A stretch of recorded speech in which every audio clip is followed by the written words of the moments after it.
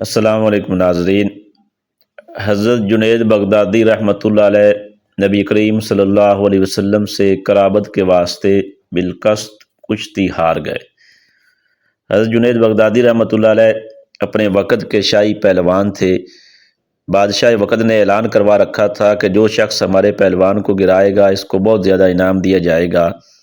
سادات کے گھرانے کے ایک آدمی بہت کمزور اور غریب تھا، نان شبینہ کو ترستا تھا، یعنی روٹی اس کے پاس نہیں تھی دن کی بھی۔ اس نے سنا کہ وقت کے بادشاہ کی طرف سے اعلان ہو رہا ہے کہ جو ہمارے پہلوان کو گرائے گا ہم اسے اتنا زیادہ انعام دیں گے۔ اس نے سوچا کہ جنید کو رستم زماں کہا جاتا ہے، میں اسے گرا تو نہیں سکتا، مگر میرے گھر میں غربت بہت زیادہ ہے، مجھے پریشانی بھی بہت ہے اور سادات میں سے ہوں، اس لیے کسی کے آگے جا کر اپنا حال بھی نہیں کہہ سکتا۔ چلو میں مقابلہ کی کوشش کرتا ہوں۔ چنانچہ اس نے جنید سے کشتی لڑنے کا اعلان کر دیا۔ وقت کا بادشاہ بہت حیران ہوا کہ اتنے بڑے پہلوان کے مقابلے میں ایک کمزور سا آدمی۔ بادشاہ نے اس سے کہا کہ تو شکست کھا جائے گا۔ اس نے کہا کہ نہیں، میں کامیاب ہو جاؤں گا۔ مقابلے کے لیے دن متعین کر دیا گیا۔ بادشاہ وقت بھی کشتی دیکھنے کے لیے آیا۔ جب دونوں پہلوانوں نے پنجہ آزمائی شروع کی تو وہ سید صاحب کہتے ہیں کہ جنید تو رستم زماں ہے، تیری بڑی عزت ہے، تجھے بادشاہ سے روزینہ یعنی تنخواہ ملتی ہے، لیکن دیکھ میں سادات میں سے ہوں، غریب ہوں، میرے گھر میں اس وقت پریشانی اور تنگی ہے۔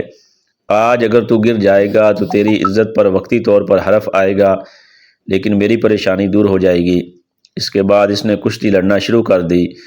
جنید حیران تھے کہ اگر چاہتے تو بائیں ہاتھ کے ساتھ اس کو نیچے گرا سکتے تھے، مگر اس نے نبی کریم صلی اللہ علیہ وسلم کی قرابت کا واسطہ دیا تھا۔ یہ محبوب کی نسبت تھی جس سے جنید کا دل بسیج گیا تھا۔ دل نے فیصلہ کیا کہ جنید اس وقت عزت کا خیال نہ کرنا، تجھے محبوب کے ہاں عزت مل جائے گی تو تیرے لیے یہی کافی ہے۔ چنانچہ تھوڑی دیر پنجہ آزمائی کی اور اس کے بعد جنید خود ہی چت ہو گئے اور وہ کمزور آدمی ان کے سینے پر بیٹھ گیا اور کہنے لگا کہ میں نے ان کو گرایا۔ بادشاہ نے کہا نہیں، کوئی وجہ بن گئی ہوگی، لہذا دوبارہ کشتی کروائی جائے۔ چنانچہ دوبارہ کشتی ہوئی، جنید خود ہی گر گئے اور اسے اپنے سینے پر بٹھا لیا۔ بادشاہ بہت ناراض ہوا، اس نے جنید کو بہت زیادہ لعن طعن کی، حتیٰ کہ اس نے کہا کہ جی چاہتا ہے کہ جوتوں کا ہار تیرے گلے میں ڈال کر پورے شہر میں پھرا دوں کہ تو اتنے کمزور آدمی سے ہار گیا۔ آپ نے وقتی ذلت کو برداشت کر لیا۔ گھر آ کر بتایا تو بیوی بھی پریشان ہوئی اور باقی اہل خانہ بھی پریشان ہوئے کہ تو نے اپنی عزت کو آج خاک میں ملا دیا، مگر جنید کا دل مطمئن تھا۔ اس صفت کی وجہ سے جنید بغدادی رحمۃ اللہ علیہ بنے اور اللہ نے ان سے خوب دین کا کام لیا۔ اللہ ہمیں اس کرانے کی قدر کرنے کی توفیق دے۔